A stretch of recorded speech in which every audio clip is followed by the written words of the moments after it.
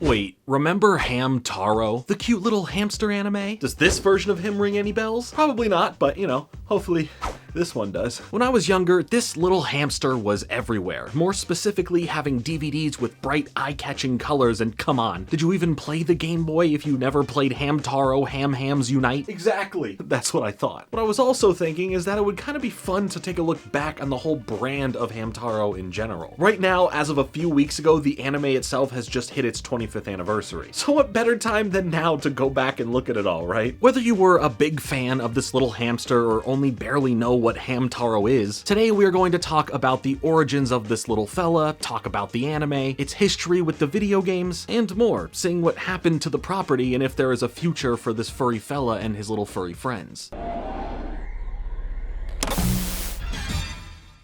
Hamtaro, a series that follows the life of a little white and orange hamster who lives with his owner Laura as he also goes off to spend time with his other hamster friends as they get into various activities that require the power of friendship and working together to grow and learn through these various scenarios. It's a feel-good, slice-of-life type of series that puts a strong focus on life lessons and understanding the world around you, as the adventures the Ham-Hams would go on would often lead them to overcoming some sort of obstacle alongside one another, whether that be through their experiences as a group outside of their homes or through having their own connections with their individual owners. While the series became a massive hit in Japan, things in the US may not have panned out the same way. While you or I may remember Hamtaro as something that felt successful based on the characters being recognizable or having played any of the video games released for it, the series struggled to find its footing with audiences, and I mean that is here where I am in the US. But that may not have been the fault of the property itself, but rather where its driving force, the anime, was shown. So we're going to go through all of that, but first we need to understand the optics and learn about how it all started and then became a massive franchise in Japan. Hamtaro. Next.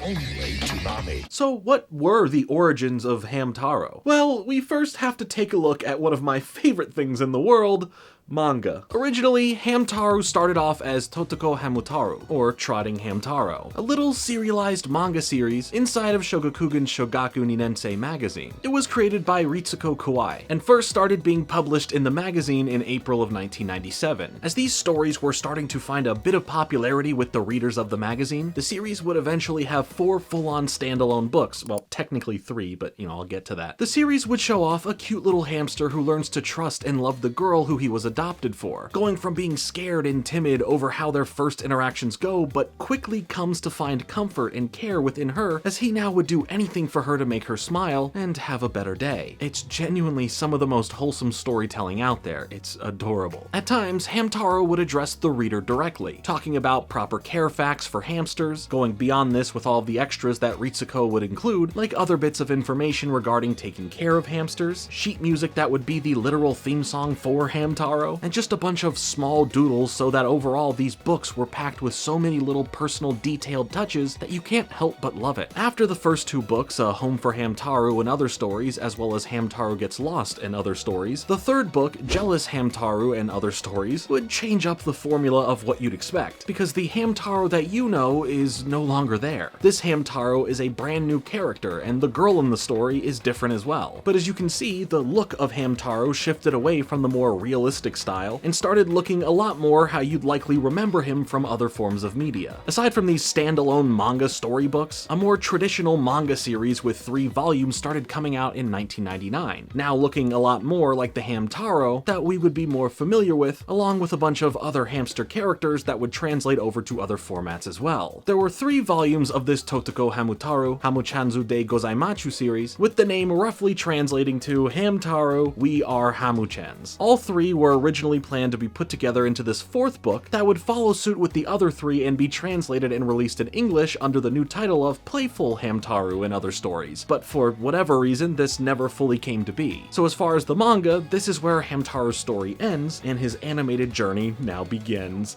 No, I'm not talking about that one. I'm talking about this one, Totoko Hamutaro Anime Dechu, a special straight to VHS released OVA that featured 4 short episodes that were adapting the work in the manga. The only way to to attain one at the time was through Shogakukan's magazines, where by sending in 1,200 yen, you would then be sent the VHS. With this happening and releasing in September of 1999, there wasn't much at the time documenting its existence. So once the fan base of Hamtaro grew based on other aspects of the franchise in the 2000s, this original anime was seemingly lost to time for it not being too well known, but luckily, thanks to the admins of the 2005 created Hamtaro fan site Ham Ham Paradise, a copy of the VHS ended up in their hands in 2017, nearly 2 decades after it was created, as they then preserved it for the fans of Hamtaro, and in general the world, to view and enjoy. It's a pretty cool story, so shout out to everyone a part of that from Ham Ham Paradise, as well as a shout out to them for everything else that they've been doing, but I'll get to mentioning that in a little bit. This version of the anime was more so just like the manga before, following a more younger skewed form of entertainment that had a semi-educational focus. It honestly feels very much like how a pilot episode of any series, live action or animated, would come off. It's close to the main series, you know, but just slightly off, so it looks and feels like Hamtaro, but it's slightly different. It wouldn't be long after this point that Shogakukan would help produce things further to turn Hamtaro into a full-on anime for Tokyo TV. Now, on July 7th, 2000, Totoko Hamtaro would officially begin its run as a full-fledged anime series. It wouldn't be until nearly 2 years later, on June 3rd, 2002, that the series would make its way to Toonami to premiere in the US in English. Ah yes, Hamtaro, Little Hamsters, Big Adventures, and you know what? They truly were. Hamtaro here is living with a different girl altogether from what came before, with her name being Laura. And as Hamtaro gets all situated in his new home, he quickly escapes from his cage and breaks out of the house to go on his own little, or big, adventures. From this point, Hamtaro ends up meeting more of the cast of characters that would make up the Ham Hams, like Oxnard, Boss, and Bijou. And I like how we get to meet everyone and how the friendship between them all starts, especially when they meet Boss, who is in the middle of digging out and building what will soon become the Ham Ham Clubhouse, thus introducing us to more of the friend group. They all have their own distinct personalities, with Boss, for example, having this extra bit of street smarts being a wild hamster, and he's a bit of a favorite character of mine because of the English voice dub, and with how he carries himself within the show. There is quite a lot of dynamics at play within the setup based on whose pet hamster they are, with Hamtaro's owner being Laura, and she's friends with Kana, who is Oxnard's owner, and for the most part, as we meet other Ham Hams, a lot of them get a lot of their personality from their owners, as the humans do have a focus here in the series outside of the daily lives of hamsters, who kind of act like the Rugrats, if we're being honest, breaking out of their areas and going on some sort of adventure. It's an episodic series that follows a pretty simple formula of Hamtaro and the Ham Hams dealing with whatever situation of the day they must face or overcome, doing so together as a big unit of friends, as we see how they learn about the world around them and understand more about the humans that house them, aside from Boss, you know, for obvious reasons. There's really not too much more to it than that. You get to watch some silly hamsters do a bunch of fun and random things while they interact with one another. It's just cute, and if you're like me, watching any bit of this fills you with pure nostalgia. Beyond just the series, there were a slew of Hamtaro video games, and some of them for sure contributed to the initial attachment to the series that myself and probably many others here in the US had. So let's take a look at them. Hamtaro will return in a moment. Hamtaro now continues. Do you ever just find yourself thinking about how iconic the cover of Hamtaro Ham Hams Unite is? No?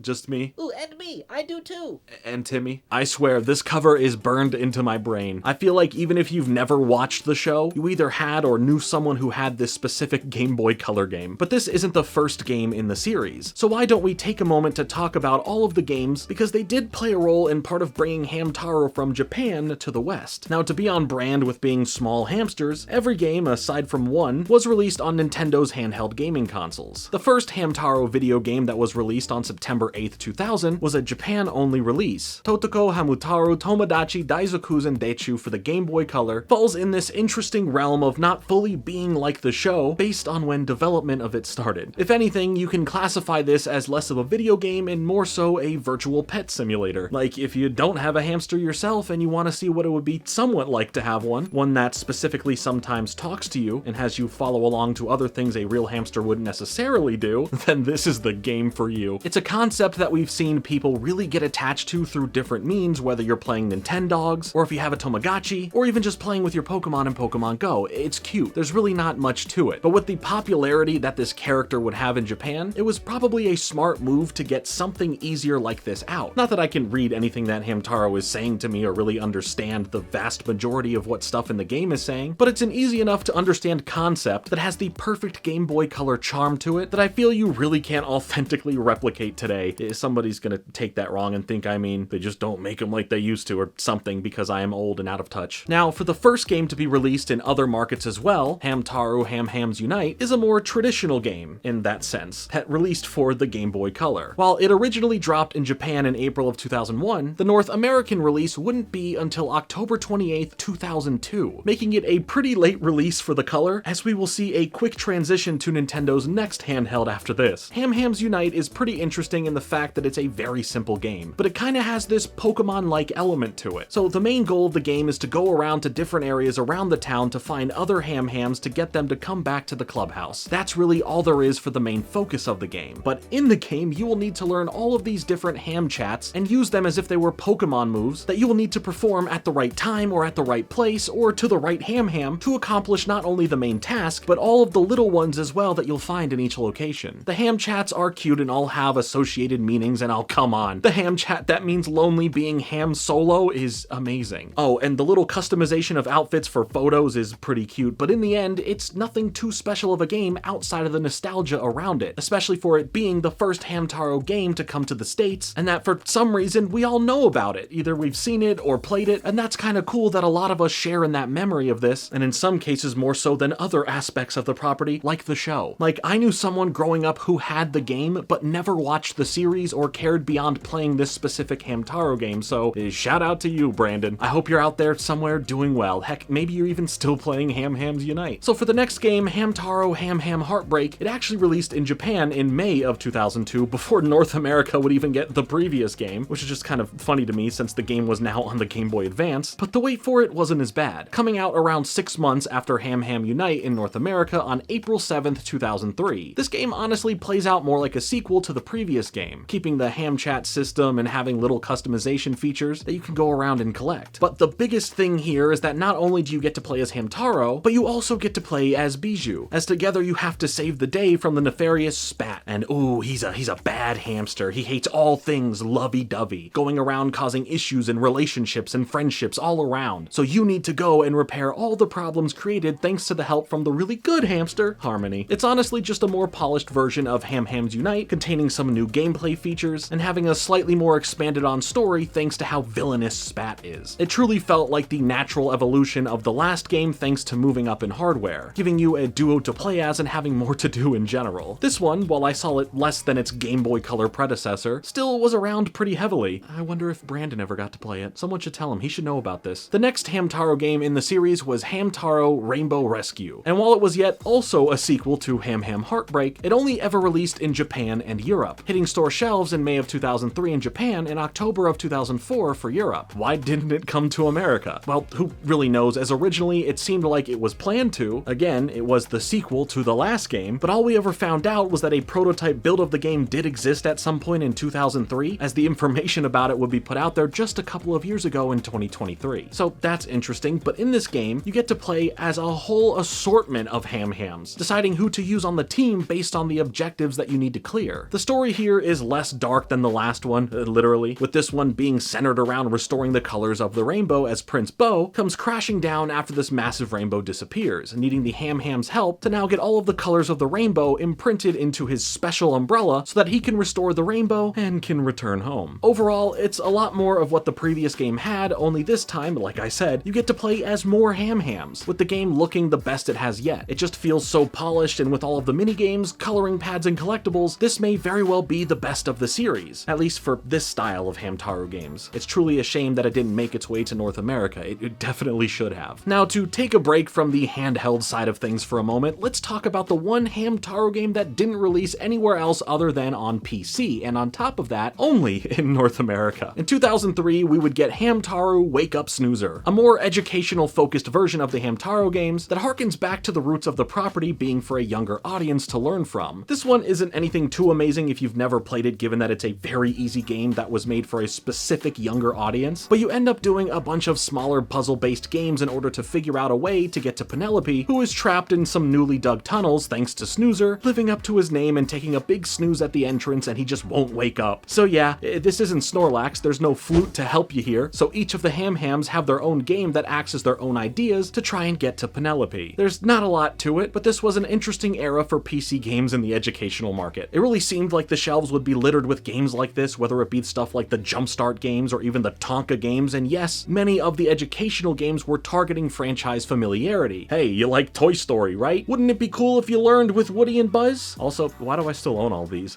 I need to reevaluate my life.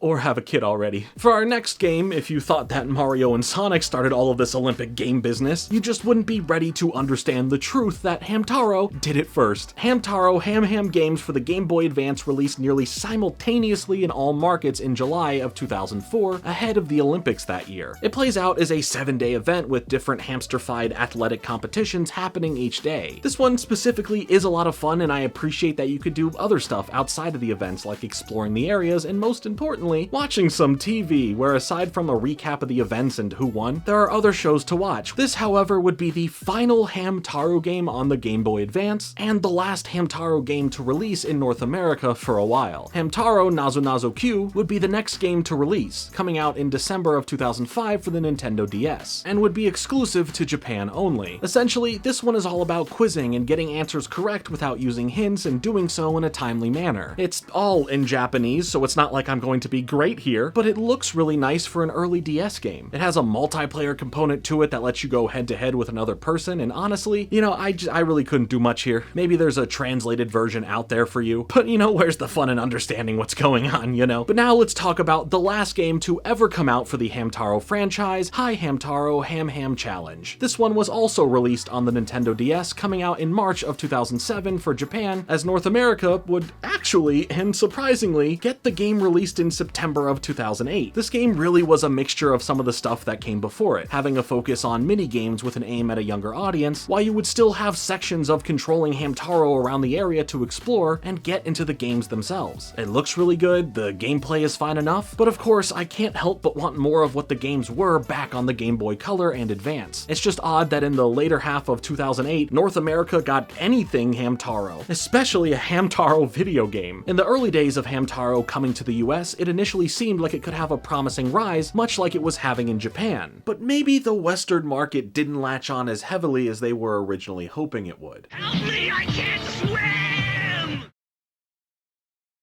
Hamtaro now continues. So clearly, Hamtaro didn't become a main staple in the rising market space of anime properties becoming more popular with audiences over here. When it comes to Hamtaro in Japan, the series was a smash hit, like a supersized smash hit that in only 2 years, once the anime and the games were coming out, the little hamster that could was now a franchise that at that point had already made around $2.5 billion through all the different avenues you could think of. It wasn't just the anime and the games. We're talking about fast food collaborations, toy lines, merch, and so much more. If I could draw out a chart and show you how crazy successful it all was for you to understand, I would.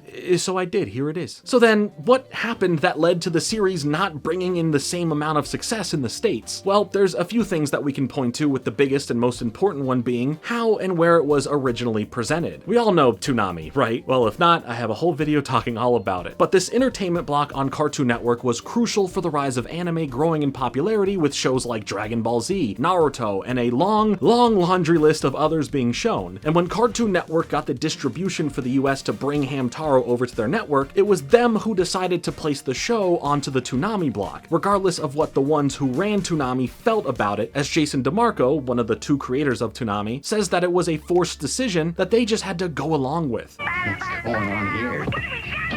Well, they are kind of cute. It's not that they hated the series and didn't want it on Toonami for some petty reason, it's just that it didn't fit alongside the other programming. Cartoon Network only saw Hamtaro as an anime, thinking that it can't randomly have its own spot on the network properly, and would just make sense to put it out alongside all of the other anime on Toonami instead. This, however, really turned out to be the main contributing factor that essentially would kill the momentum of Hamtaro in the US. Why? Well, when you put this slice of life show that is more open for all ages alongside all of these other action-based programs that are targeting a certain demographic, the response to it taking up space in the Toonami block ends up being pretty negative and sometimes a little too aggressive. So many people took to online forums to talk about either being confused or disliking whatever this hamster show is. It wouldn't be long after its premiere in 2002 that it would officially be taken off of Toonami, following the massive pushback against it and low viewership, despite it initially doing really well because people tuned in to check out exactly what this show was before deciding to tune out. Jason DeMarco would further call the decision to have Hamtaro on Toonami a black eye on the programming block's legacy. Cartoon Network wanted to be at the forefront of Hamtaro being successful in the US like it was in Japan, thinking it could have a similar explosion in growth where they could of course benefit from it. So placing it on Toonami was them deciding to put it where it would get a bunch of eyes, and again, to the show's credit, it initially did, but it was just the wrong eyes it needed to be in front of. Because of the decision to pull it off of Toonami, they didn't know what to do with it for now, giving it airtime on the network, but giving it bad airing times which would hold it back from gaining a larger audience than it would have. With it being shown during early slots in the morning and afternoon, it would over time struggle to find a massive growth that the network was hoping for. While there would be a solid enough interest at the start once it would be on Cartoon Network proper, it never had the chance to connect with the right audience. So with the audience not tuning in and it initially not being put in a better place for it to have a more solid chance at success, Hamtaro as a whole would start to fade away in the United States. On October 21st, 2003, the final translated to English episode of Hamtaro would premiere, with that being Ham Ham Halloween, which premiered during Cartoon Network's Shocktober. While there would still be reruns and even a special OVA that would tie into the Ham Ham Games video game in 2004, the series was officially over for US audiences. The anime would continue to run on in Japan for a few more years, having a total of 296 episodes, with the US only ever getting 105 of them being dubbed in English. So there is still about 2/3 of the anime that never had a chance to be dubbed into English and then shown on TV. So here is why I wanted to mention Ham Ham Paradise, the fan site I brought up earlier, again, as they have made fan subs, or as they cutely call them, ham subs, of the Japanese episodes, movies, OVAs, and more from the world of Hamtaro, helping to preserve the series and help it become more accessible for others to continue watching or further explore more from the series. That's no easy effort, so a massive shout out to the die-hard Hamtaro fans out there who do all of this amazing work on Ham Ham Paradise. As for Hamtaro in general, the main anime series itself came to an end in 2006. There were other things in the world of Hamtaro that continued to happen, with the first thing being these 3D animated shorts known as Totoko Hamtaro High. They were only a few minutes long, and in total over a couple years, nearly 80 of them were created. There was other anime stuff like taking the original series and editing some small things, adding some small things, and ultimately getting it to air once again inside of Japan. And as for anything video game related, there was a 2011 iOS game simply titled Hamtaro Little Hamsters Big Adventures, and it was,